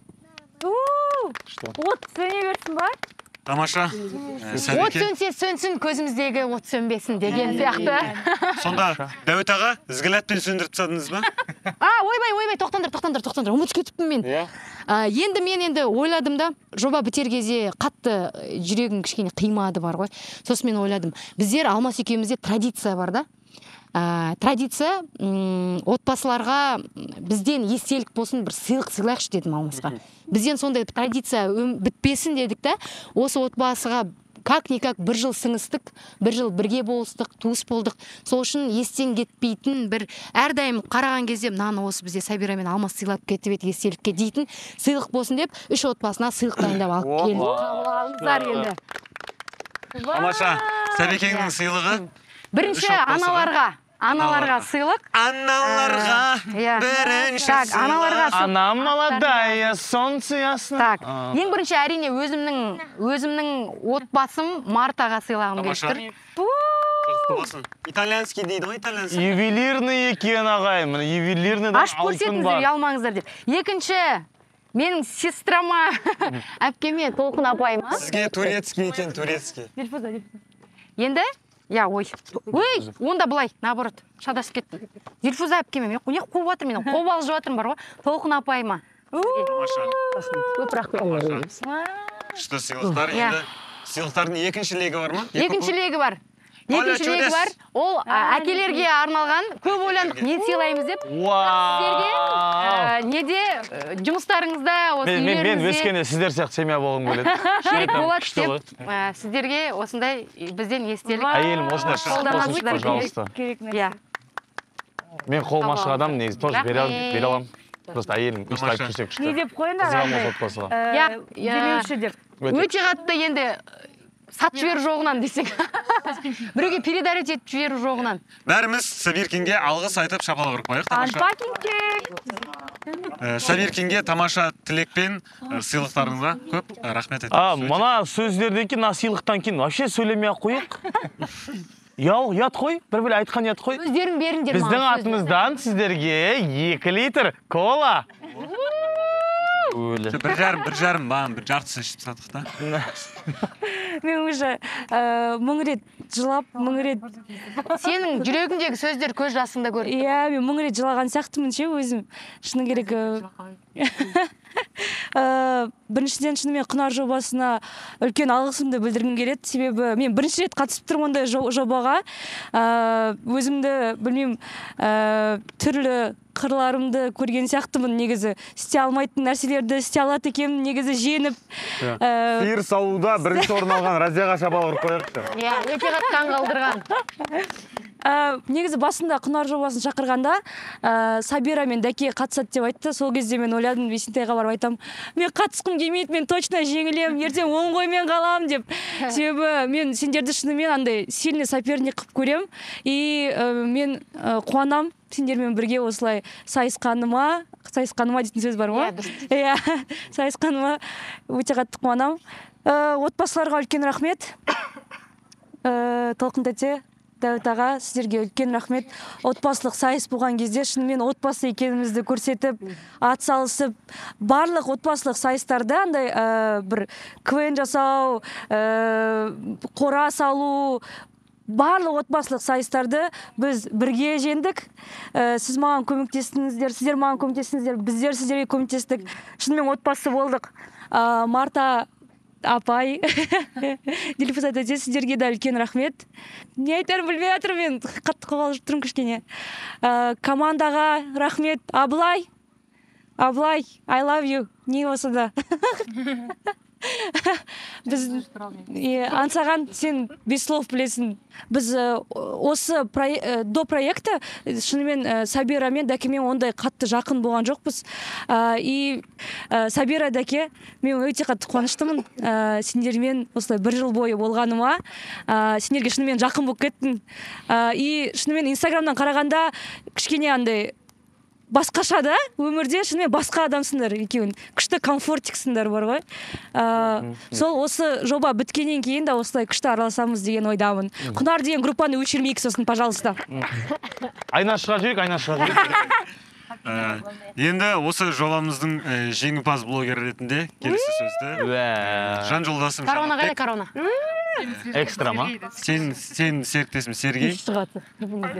Дальнобойщик Драконға береміз. Тұрып бердің ғой микрофонды. Әй, досымда, пален, бір бүйрегі бұрып тұрады да. 10 миллионнан бірдеңе береді әркім ақшасына. 10 миллионның 50 мыңына қой сойдық бүгін. Сосын берейін деп тұрық болар. Машалла. Не айтамын мен, не алып қосарым бар, білмеймін. Осындай да бір сөз таппай қаласың ғой, бірақ шынымен де бүгін бір ерекше күн болып тұр, андай әшейінде күшті күліп ойнап жүретін адам едім негізі, бірақ жаңа бүйтіп отырында сәл ойланып, телефон қойып ойланып отырмын да. Күшті ғой бұл реалити жобада мысалы көп қаралым болмаса да біз үшін көп естеліктер қалды деп ойлаймын әрқайсымызда. Әр отбасыда үлкен естеліктер қалды. Балаларға тем более деп ойлаймын. Кішкентай балалар енді бұл кадрлар арқылы, бұл ютубтағы жоба арқылы өздеріне көп сабақ алды деп ойлаймын. Көп үлкен болашақта айтып жүретін естеліктер алды деп ойлаймын. Және де жаңа отырып қимастық бір сезім пайда болды. Бұрында бір жарты жыл бұрын деп айтайын, жарты жыл бұрын ертең Құнар таңертең 4:30-да алып кетеді деп андай бір сәл нервің ауырып тұратынсың таңертең ше. И осы бір 2-3 ай ма болды, уже аяқталады деген сайын андай наоборот кішкене махаббатпен келе бастадық та. Ерте тұрып келдік қой. Иә, ерте тұрып келе бастадық. Шынымен де әр отбасыға өзіміздің деңгейімізде бір бауыр басып қалдық. Барлық отбасы мүшелеріне рахмет. Өздеріңіз ұл қыздарыңыздай көрдіңіздер. Қыстың күні үйлеріңізге кіріп жылыттыңыздар. Жаздың күні үйлеріңізге кіріп салқындатып, қараңғы бөлмелеріңізді беріп, күшті қылып бір еркелеттіңіздер. Әрқашанда астарыңызды алдымызға қойып, төрге шығарып отқандарыңызға рахмет. Үлкен рахмет. Осы Ақсеңгірде осындай бір 3 отбасымыз бар, 3 үйіміз бар деп бұйырса айтып жүреміз. Үйлеріңізде қуаныш болса айтып қойыңыздар, шақырып тұрыңыз. Пожар басталды! Дәуіт аға қарай кетті, қойыңыз. Дәуіт аға, мен істеймін ба осының бәрін? Дәуіт аға демалсын бүгін. Ой, пожарный жұмыс істемейді десек. Сол үсті әзілдеп қоятын бар, әйтпесе Дәуіт ағамыз үлкен кісі ғой негізі. Мен жаңа тоже газельді естіп, газельдің ішінде вайппен келатырық қой, съемкаға өйтіп, үй жақтан газельдің ішіне отырып алғанбыз ғой. Келатында, айтында, семьялар күшті ғой, по-своему, негізі әрқайсысы бір күшті, ерекше таңдалған дейді. Мысалы, Дәуіт ағамен жеңгеміз, Толқын әпкеміз. Былай қарасаң, осы отбасылардың салыстырмалы үлкен кісілер ғой, негізі жаста үлкен да, бірақ мына сайыс бізге келмейді ғой, жасымызға келмейді ғой, мынаны біз істей алмаймыз ғой деген әңгіме вообще ауыздарынан шыққан жоқ қой. Айтпа. Любой нәрсе ма, любой кипиш қой, жүгіру. Анау істе, мынау істе, любой. Дәуіт ағаның хозяйственный болғаны бір қатты риза болды маған. Рахмет, осы шын айтам, бір приятный отбасылар бар. Аристократ дейді ғой, аристократ кәдімгідей бар. Артық сөзсіз тек тірліктің адам екендеріңіз көрсеттіңіздер. Мәкең туралы айтам да, андай мүмкін бұл кісі істің адам емес, бірақ бұл кісі документтің адамы, андай шаруа қолынан келмесе де, бірақ қағаз, оқыған, юридический, мектептің миымен не қатысы бар, любой нәрсені шақып береді. Мысалы, миға қандай нагрузка түсіріп береді, любойын қабылдай алады да. Сондай Орекең шаруаның адамы кәдімгіше. Бұда ми жоқ десең, ойнайтам. Сен де көрдің бе? Орекең таза шаруаның адамы дәлелдеді. Енді біз қуаныштымыз, әйтеуір осындай алғашқы реалити шоудың жеңімпазы болғанымызға, бірақ күтпедік. Шын айтам, күтпедік. Мен вообще ойлаған жоқпын, біз жеңімпаз болып кетеміз деп. Орекең де ойлаған жоқ оны. Енді осылай бұйырып тұр. Барша атсалысқан жандарға, отбасыларға рахмет. Блогерлар айналайындар десең, әріптестер. Мен білмеймін, сендер араласпадық осы жобамен, мен араласып жүргем сендермен. Сөйтіп ойлағу, мен қаттырласам деп ойлайтын сол кезде десең. Разия мен де бұрыннан араласамыз, бұрында взаимный пиар жасайтынбыз.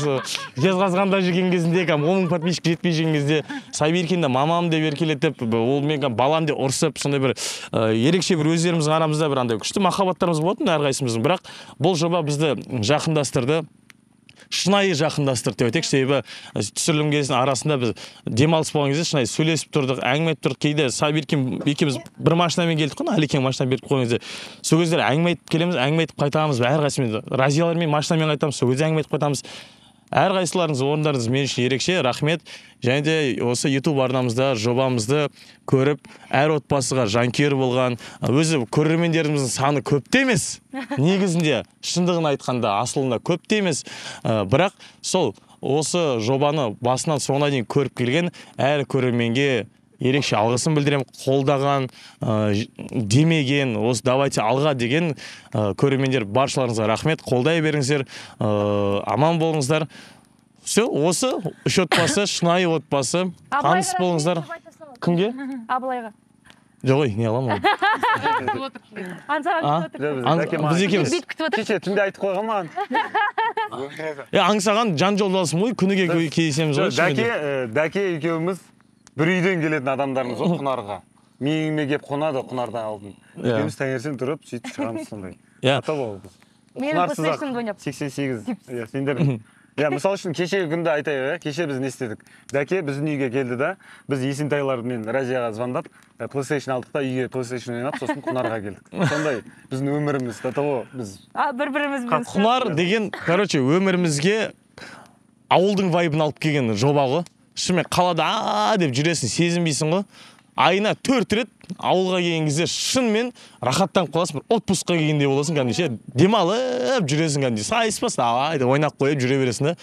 Сол үшін Ореке жеңге әрқайсыларыңызды жете айтпай қойын, бірақ осы жерде отырған, осы кадрдың сыртында отырған жандар барлықтарыңызды жақсы көремін. Қандай да бір қателік, артық айтқан сөздерім, артық көрсеткен іс-қимылдарым болса, барлықтарыңыздан кешірім сұраймын. Барлықтарыңызды шексіз, кіршіксіз жақсы көремін. Рахмет үлкен. Өте әдемі сөздер.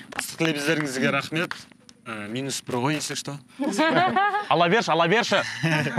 Біріншіден мына Құнар жобасына рахмет. Бір жыл болды, танысып жатырмыз бәріміз. Бәрін үйреніп қалдық. Көрген жерден бір туысқанымызды көргендей, бала шағамызды көргендей болып қаламыз. Ауылды көрдіңдер, кеп тұрыңдар, көрдіңдер. Өтіп кетпей кіріңдер, жолда кетіп барсыңдар. Абылай саған да рахмет міне, осындай не жүргізіп жатқаныңа. Сол, не деймін сен өзім шыққан сөзге не болып тұрмын. Дәуіт ағамызға рахмет. Как обычно, өте аз және өте продуктивный сөздер. Ал не дейміз, толқынаппен неожиданно орысша айтса. Құнар жобасына үлкен рахмет, иіліп сәлем берем. Рахмет сіздерге. Ерекше рахмет Жәнібек мырзаға айтқым келеді. Рахмет, осындай ешкім ондай мал ешкімге әлі бермеген, осындай бірінші проект қой негізі. Мен естуім бойынша сондай. Рахмет, екінің бірі үйтіп мал бере бермейді. Биіктен көрінсін, биік шыңдардан көрінсін. Барлықтарыңызға бақыт тілеймін, ауырмаңыздар, денсаулықтарыңыз мықты болсын. Әрдайым есіктеріміз ашық сіздер үшін. Келіңіздер қонаққа, той болса шақырамыз бәріңізді. Бұйырса, Алла разы болсын барлықтарыңызға. Рахмет сіздерге. Дәке, Сабира, Разия, бәріңіз телевизордан көргенде бір өзімізше бір үйде мақтанып отырамыз, біз неде болған кісілер деп. Шын мақтанамыз да, ана көшеде тұрғанда да біреулер айтса бір андай бір біз неде кісілер дегендейші, біз неге кіріп жатып қарапайым кісілер осындай деп. Сол өте қуаныштымын. Қимаймыз. Ой. Сол аман болыңыздар. Рахмет. Бәке, өзіңіз бір-екі ауыз. Ал енді мен бірінші очередь осы қонақ жобасына, оның ішінде осы қонақ жобасын бастап жатқан Нағеке Жәнібек мырзаға рахмет айтқым келеді. Оның сыртында осы қонақ жобасын демеу жүрген демеушілеріміз Казбиев пен Кустагруп компанияларына рахмет айтқым келеді. Одан бөлек осы бір жыл бойы жаңадан келген кезінде ұйымдастырушылар сұраған болатын, менен мына 3 блогер ертіп келдік, қайсысын танисың деп. Мен шынымды айтсам, өз басым ол әлеуметтік желілерде көп отырмағандықтан қайсысын танымаймын деп айтқан болатынмын. Қазір танымақтамауға уже бір семья болып кеттік. Осыдан 1-2 ай бұрын 2 ай бар ғой деген кезде әлі кәдімгідей сезінбейтін бітуге 2 серия қалды, осы 2 түсірілім қалды деген кезде уже сездік қой. Осымен қазақша айтқанда өкінішке орай осымен бәрі аяқталды дейміз. Соңында қимай тұрмыз деген әнді айтамыз. Қимай тұрмыз. Енді Құнар жобасының құрметті демеушілері, қатысушылары, камера сыртындағы қызметте жүрген аға бауырларымызға көптен көп алғысымыз айтамыз. Әрдайым осында жаңа түсірілімдер, жаңа жобалар, жаңа бастамалар алда бола берсін. Қазақстанның мал шаруашылығына қатысты осындай жобалар әр отбасын осындай жоғарғы деңгейде көрсететіндей жобалар көп болсын деп тілеймін. Әрине осында отырған қатысушылар, блогерлар, әрқайсыларыңыздың орындарыңыз ерекше біз үшін. Біздің өмір тарихымызда орнын ойып алардай бір орындарыңыз бар. Әрқайсыңа басын деймін. Ризашылығымызды білдіреміз. Бәріміз бір үйдің баласындай болып кеттік, осында отырған команда. Енді отбасыларға келсем, өзімнің бір ауылдың адамдарымыз, бұл кісілердің балалары менде оқушы болды, Диляның да бір қызы менде оқушы болды. Бір-бірімізге деген сыйластығымыз әлі де жалғасады. Ешқандай бір сайыс кезінде бір-бірімізге кек сақтау, бір өшпенділік, не болмаса келіспей қалу деген әңгіме болмапты. Бұл бір сыйластық, ауылымыздың ұйымшылдығын білдіреді деп ойлаймын. Сондықтан айтар сөзіміз көп. Қысқаша енді барлықтарыңызға жақсылық, бақыт тілеймін. Бала шағаларыңыздың қызығын көріңіздер. Тағы не айтып? Сабираға ерекше рахмет. Өзіне де айтып жатырмын, тілегімді қимаймын деп. Жақсы көреміз сізді, отбасымызбен балаларымды жақсы көреді. Сіз әрдайым келгенде тәтті күтіп, сөйтіп отырады ғой біздің балалар. Сабира әпкем келе жатыр деп. Сізге мол табыстар тілеймін. Әрдайым осындай жетістіктеріңізді көріп қуана берейік. Өзіңіз де жетістікке жете беріңіз. Алмасаға екеуіңіз бар өмірдің бар қызығын көруге лайықтысыздар. Амин, рахмет үлкен. Тамаша. Әрі қарай, Ореке, өзіңізден бір-екі ауыз. Жылап отпа, брат. Ал не деймін енді. Рахмет, Құнар жобасына рахмет, үлкен. Барлықтарыңызға рахмет. Қуаныштымыз. Неха, маған емес. Алла разы болсын. Семьяларға рахмет, блогерларға рахмет, Саберке рахмет, Радуша. Не деймін. Қуанып отырық. Бірақ енді қимай отырық. Қуаныштымыз, рахмет бәлдеріңізге. Тамаша. Тәтенькі, мен дейміз. Жеңге, өзіңіз аяқтаңыз. Көжека. Құнар жобасына көп рахмет, осы көп балалы деп бізді таңдаған үшін. Барша демеушілерге, Жәнібек ағаға шынымен көп болды келмегенде. Осы Бәке, Сабира, Разия, сендерді осы өмірде шын көргенімді қуаныштымыз. Бізден енді мәңгілік есімізде қаласындар енді бұйыртса. Осы кісілерменен бірге тамақтас болдық, бірге чай іштік, бірге әңгімелестік, күлістік деп. Енді бұлай ұтқанменен бұлай қимай отырмын. біткеніне тағы кішкене болса ғой шіркін, тағы жарыстар Екі болса сайыс ғой деп. Қазір деш, от кім бірінші жүреді. Сол бәріңе рахмет, аңсаған, саған да көп рахмет. Сен де бір шынымен бірінші басында кішкене тәлпіштеу көрінеді. Басында соң біліп алу керек, кім нені қалай ойлаған. Соңында сөйлесетін. Шынымен осы біз айтамыз ғой, аңсаған шынымен жүргізуші ма? Келеді, ұйықтап кетеді деп. Шыныменен жақсы бір не, көп мен де сайыстарда байқадым, кәдімгі өзінің даналығымен біз тоқтатып, қырылып жатқандарды осындай деп түсіндіріп, саған да жұмыстарыңызға табыс бәрлеріңіздің. Сіздердің жақсы күндеріңізді, жетістіктеріңізді телевизордан, Инстаграм, ТикТоктан көре берейік. Көріп, қуанышты болып. Рахмет бәріңе. Дәкеге де бағана айтып жатырмын. Сен өзің ниетің, Алла қалай ниеті жақсы болады, соған қарай береді. Сенің өзің ниетің жақсы, саған өзің сияқты жар табуына тілектеспіз. Аумин. Сенің тойыңды көріп, бұйырса жақсы күндеріңе куә болып жүре берейік. Аумин. Тамаша.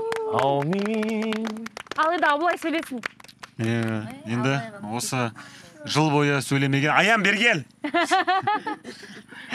Аян, тамаша. Осымен біздің шығарылымыз, жалпы шығарылым ғана емес, жобамыз соңына жетіп қалды. Кішкене қимастық сезім. Барлығыңызға рахмет. Ең біріншіден осы жобаны қолдаған және осы жобаны инициатива білдірген біздің демеушілеріміз Казбиф және Куста Групп компанияларына, оның ішінде Ағерке және Жәнбек мырзаға алғыстарымызды білдіреміз. Ол кісілер қазір болмаса да, бірақ осыған дейінгі көп эксперттік бөлімдерде де келген Жәнбек мырза және осы жобаның айналасында қатысқан барша Ақсеңгір ауылының тұрғындарына алғыс білдіреміз. Түсіністікпен қарап, кейбір жерлерде біз жол жауып тастасақ, сол жерде күте тұрған, бір көмектескен, біреудің атын алдық, біреуін бірдеңе істедік деген сияқты барлық тұрғындарға алғысымызды білдіреміз. Басқа да ауылдағы эксперттерімізге, айналадағы барлық эксперттерімізге де алғысымызды білдіреміз. Сосын біздің съемочный командаға, негізі камераның артында бізде 20 адамдай жүреді. 20 адам таңертең қаладан келеді. Бүкіл мына жақта сет көп жерлерде ұстай бермейді, бүкіл өмірін тоқтатып, осы жерде таңнан кешке дейін бір-бірімізбен әңгіме айтып, осы жерде қырыламыз, жұмыс істейміз, кейбір форс-мажор болады, сондай бір қиындықтарда ешқайсысында бір-бірімізбен сөзге келмей, ұрыспай, бір жыл бойы негізі мынау өтірік болды. Қойшы, ешкім төбелескен жоқ қой? Алдың енді өзің ғой ол сен. Дәуіт ағаның көршісімен төбелесіп қалды ма дейтіндер. Бізге қатысы жоқ. Негізі жалпы бізді алып келген, алып тасып жүрген Еспол ағаның командасына. Еспол ағаның командасына Алиш саған деп, Алиш сосын отбасылардың барлығына алғыс білдіреміз. Негізі бұндай жобаларда 15 күн, 20 күн жобалардың өзінде конфликт болып, кейбіреу қырылып қалап сөйтіп жүреді. Бір жыл бойы аман есен бір-біріміздің бетімізді тырнамай, бір-бірімізге ұялмай қарайтындай болып, осы жобамызды аяқтап жатқанымызға сіздерге көп рахмет. Отбасы мүшелеріне, ағаларымызға, жеңгелерімізге қашан барсақ дастарханы жаюлы, көңілдері ашық, үйлерінде келе беріңдер, кіре беріңдер, отыра беріңдер, мына жер көлеңке, мына жер күшті деп барша жағдайымызды жасап бергендеріңізге көп рахмет. Сіздердің енді әр отбасы, мысалы үшін Дәке өзінің отбасына жақын, Рәзия өз отбасына, Сабиркен өз отбасына, мен бұл жерде 3 отбасыға да жақын. Сол жағынан өзім қуанады екенмін жүргізуші ретінде. Кез келгеніңіздің үйлеріңізге барып, шай бар ма деп, или ұйықтайтын жер бар ма деп әйтеуір еркелеп жүрген. Сосын біздің есігіміз әрдайым ашық досым. Келе бер. Сосын блогерлеріміз, біздің Разия, Сабиркен, Дәке үшеуіне де алғысымды білдіремін. Мен бұл үш кісімен баяғыдан да жақсы араласам, бірақ осы жоба біздің арамыздағы шынайылықты тек қана біз Инстаграм, соцсет арқылы емес, шынайы өмірде де бір-бірімізбен сөйлескен кезде, осындай адам екенсің ғой сен деп жақсы араласып кеткенімізге. Досым, до такой степени шынайы біз араласып кеткеніміз соншалықты. Біз төртеумізде негізі Инстаграм парақшаларымыз бар, жүргізіп жатқан Инстаграм бар, ТикТок бар, бір нәрсе бар ғой. Төртеуміз бір жыл бойы бірге жүріп, бір видео түсірмегенбіз ғой. Бір-бірімізбен ба? Бір-бірімізге бір коллаборация істемегенбіз, бір совместный фото ма, видео, трейд, ештеңе түсірмегенбіз ғой. Бір жылда біреуі даже ше. ана келеміз шынайы өмір сүріп жүре береміз, кайфовать етіп ауылдан деп ше. Алматыға барсам контент қойсың, мына жақта реально барлығы без маски шынайы демалып жүрді ғой кәдімгідей. Бір видео түсірдік. Қандай? Старымды мен обучаю. Бля, сол анау не кезінде ғой, сол свет қойып жатқан кездерде бір қойған шығар біреу. Осы жобаға қатысы бар барлық адамға және осы жобаны жыл бойы үзбей көрген біздің сүйікті көрермендерімізге жақсы болсын, жаман болсын, қандай комментарий жазған барлық көрермендерімізге көп рахмет айтамыз. Құнар плюс жобасы бұлмен әлі жұмысын тоқтатпайды. Бізде 2-ші маусым, 3-ші маусым, 4-ші маусым болады деген үміттеміз. Егер де болсын десеңіздер, төменге жазып кетіңіздер, болады, болғызамыз бір бәле қылып. Сол келесі маусымдарда біздің отбасы мүшелері және блогерлеріміз және мен қонақ ретінде 1-2 шығарылымға болсын кеп кетуге әрқашан көңіліміз, біздің желаниямыз дейді ғой. Солымыз ашық, өйткені ынтамыз бар. Ынтамыз бар. Өйткені бұл жобаны біз өзімізде жақсы көріп қалдық. Енді басында 1-2 ауылға келіп жүргенде қабағымыз түйіліп, ауылда жүрміз ғой, не болды, иіс дейтін ек. Қазір үйге барғаннан кейін бірден иісіміз иіскеп, сағынатын боламыз. Сіздердің тойларыңызда келіп, сіздердің қуаныштарыңызда келіп жүре берейік. Сосын біздің де қуаныштарымызға келіңіздер, сөйтіп тойда ойымдамаңыздар, тойда сіздерге 2 стол алып қойдым. Сосын мен бағанан бәрі сыйлық деп айтып отыр. Мен не сыйлаймын деп, мен жаңа ғана сыйлық ойлап таптым. Өзім сіздерге бір сыйлық ойлап таптым. Алдымызда келе жатқан құрбан айт болады ғой. Содан 3 отбасыдан бір қойдан өзім жеке сатып алдым. Осындай сыйлығым өз атымнан. Сосын онда мен де қосып берейін сыйлығым. Досым екеуміз бірге. Екеуміздің атымыздан тағы да бір сыйлығымыз бар. Алматы қаласында 7-ші қыркүйек күні өтетін Центральный стадионда өтетін Мирас Жүгінісовтың жеке концертіне барлықтарыңызға билет сыйлаймыз. Тамаша. Ол концертті аңсаған екеуміз жүргіземіз. Осындай. Енді сіздерге деген сіздердің көңілдеріңіз бізге қандай ақ, біздің де көңілдеріміз сіздерге ақ. Барлығыңызды жақсы көреміз. Жыл бойы осындай керемет жобада керемет жұмыс жасағандарыңызға, керемет адами қасиеттеріңізді көрсеткендеріңізге көп рахмет. Барлығыңызды жақсы көрем. Сіздер ойлағаннан да қатты.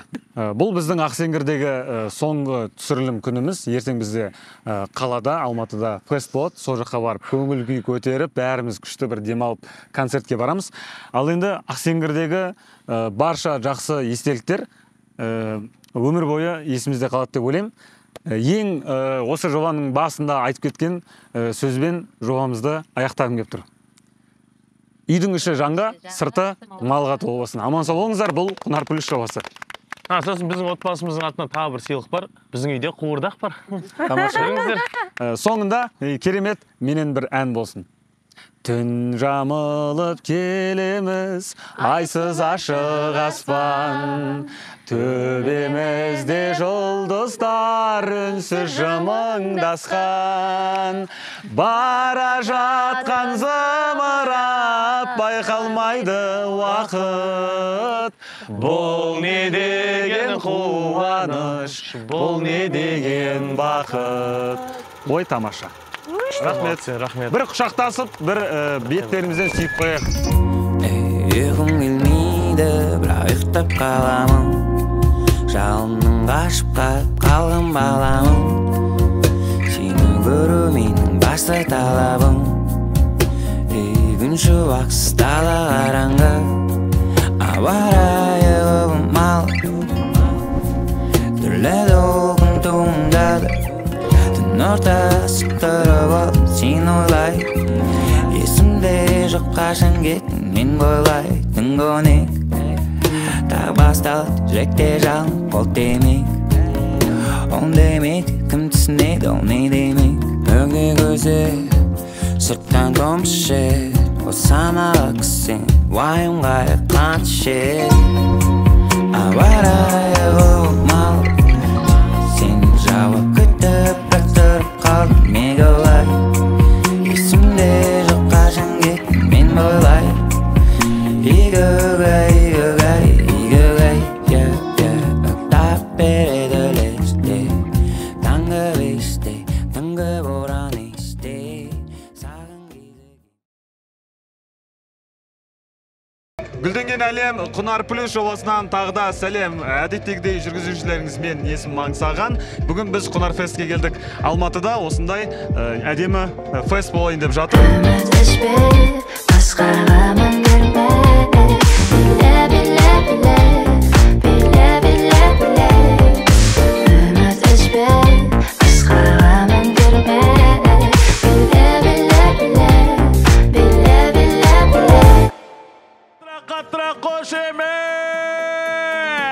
Кеш жарық достар, как вам Кунарфест?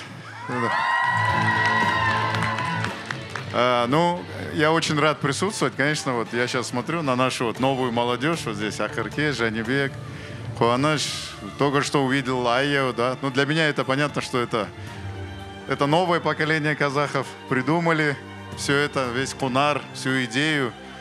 И вот сол малшарошлых, аул, да, вот это все начали возвращать в казахское современное общество. Это, поэтому рахмет, конечно, отдельно нашим новым. Вот Даке здесь, Сабира, Ансаганда, Разия. То есть это тоже все имена, которые я выучил за последний год. Узнал их, увидел, обрадовался, что у нас растет такие ребята, девчонки. Но очень важно сейчас вот действительно вот этот конкурс, конечно, с одной стороны, всегда мы хотим вернуть агрокультуре, да, нашему аулу, нашему сельскому хозяйству. Я не люблю это слово, но нашему животноводству настоящее. Казахи 10 тысяч лет этим кормились, стали достойными. Вот сегодня видели на конных выступлениях, какие сильные ребята, девчонки, как это все, как животноводство, это все в целом делает человека другим. Но сейчас пришел искусственный интеллект. Я бы еще раз сказал бы нашим казахтарға, вот здесь отырған, которые думают о будущем, болашақ қандай болады, балаларым не істейді, қай өмір болады, да, қайдан ақша табады, қай жаққа кетеді, қай жол болады дегендей сондай сөздерге ойласа, то именно фермерство, именно животноводство, вот вы увидите, через год, два, три многие работы начнут исчезать. Многие здесь, многие в городе начнут очень сильно волноваться. Работы будет меньше. Жизнь станет труднее, я сразу предупреждаю. Мы это видим как бизнес, мы видим, куда это все ведет, и мы видим, что все будет непросто. Поэтому я вот очень серьезно говорю, что такие проекты, как Кунар, фермерство, это станет одним из источников, потому что Казахстан может кормить полмира. Как минимум мы можем кормить большую часть, вот, где мы живем, и вокруг нас 2-3 миллиарда людей. И это должно стать источником казахского богатства. И это даст будущее вашим детям, внукам, еще что-то. Поэтому всем рекомендую не бояться. Это тяжелый труд, но он сделает вас... Тяжелые времена, тяжелый труд делает человека человеком. Бүгін осы бір жыл бойы өткізген Құнар жобамыздың соңы, соған қазір жеңімпаз отбасын таңдаймыз. Үлкен алғыс бүкіл съемочный командаға, креативный продюсер Қуаныс Бейсекке, біздің Жаныбек эксперт болып осы Құнар жобасының идеясын ойлап тапқан үлкен рахмет Жаныбекке.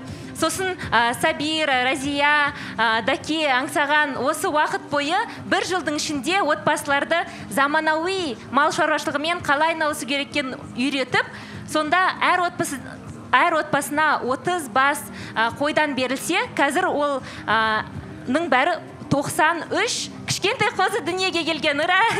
Сонымен қазір 183 ұсақ жаңағы қой қозылар бар, және 6 ангустан тағы да 3 бұзау туылған. Сонда үлкен қуанышты жағдайды бүгін мәресіне жеткіземіз, және ең көп төлдеткен отбасының 10 миллион теңге жеңісін бүгін Кусто Групп компаниясының Еркін аға және Казбиф группқа үлкен рахмет. Сол демеушілеріміздің арқасында осындай әлеуметтік жобаны іске асырып отырмыз. Қазақстанның мал шаруашылығын дамытуға қосқан үлесіміз. Көп рахмет сіздерге. Түсінгенім, мал деген ол байлық.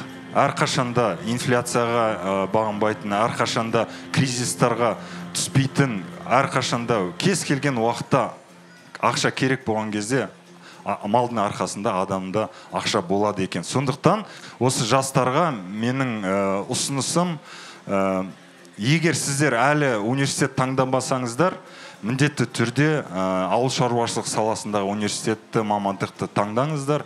Осы 1-2 жыл, Еркін ағамыз айтқандай, 1-2 жылдың ішінде сала өзгереді. былтырдан бері етті қымбаттап жатыр, осы ауыл шаруашылығындағы жалақылар көтеріліп жатыр. Негізі саланың имиджі көтеріліп жатыр. Енді осы жобамыз сол үшін жасалған нәрсе. Осыдан бір жыл бұрын осы YouTube шоуды бастап кетіп едік.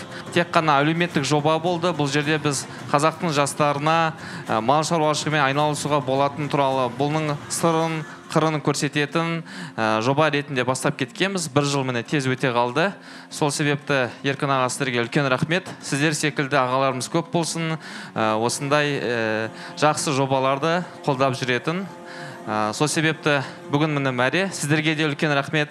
Дәке, Аңсаған, Разия, Сабира, өте мықты жоба болды, қызық болды деп ойлаймын. Біздің көрермендерге де ұзақ сөйлемей-ақ қойын, енді бұның алдында айтылды, мал шаруашылығы өте маңызды нәрсе деп ойлаймын. Шынымен де искусственный интеллект болып жатыр, бәрі ауысып жатыр, біздің жұмысымыз азайып жатыр. Мал дегеніміз жылдан жылға көбейетін, екі есе көбейетін, Құдайдан келетін бір не ғой? Ризық қой. Және 3 отбасыға бір блогер қосып берген едік. Ендеше осы Құнар плюс жобасының барлық басты кейіпкерлерін ортаға шақыруға рұқсат етіңіздер. Ортада Абдрахимовтар отбасы, инфлюенсері Разиюша шабалақтарыңызбен. Бозбаевтар отбасына қаттыра қошемет. Бутешевтер отбасы және де Сабиркинге шабалақтарыңыз. Сабиркин және Бутешев отбасы. Бір жыл бойы өткізілген ойындардың жеңімпазы және 10 миллион теңгеге ие болған отбасы. Сен таки молодец. Бозбаев отбасы. Шлағанша көп бақыттан шлағанша көп бақыттан шлағанша көп